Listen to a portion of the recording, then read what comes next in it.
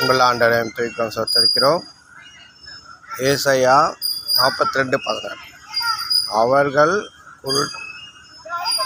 குருடர் ஆகிய அவர்களை அறியாத பாதையில் நடத்தி, அவர்கள் தெரியாத வழிகளை காண்பித்து, அவர்களுக்கு முன் இருக்கிற இருளை வெளிச்சமாக்கி, கோணலை செவ்வையாக்குவேன்.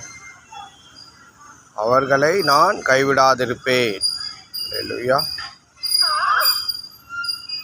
குருடர்களை அவர்கள் அறியாத பாதை, தெரியாத வழி, இருளை வெளிச்சமாக மாற்றி, கோணலை செவ்வையாக்குவேன்.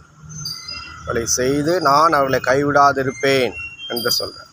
ஸோ நமக்கு நிறைய வழி தெரியலையே, பாதை என்ன பண்ண தெரியலையேன்னு சொல்லும்போது, தேவன் நமக்கு வழிகளை காண்பிக்கிற தேவனாக இருக்கிறார். பாதைகளை காட்டி நம்மை நடத்துகிற தேவனாக இருக்கிறார். நம்மை கைவிடாத தேவனாக இருக்கிறார்.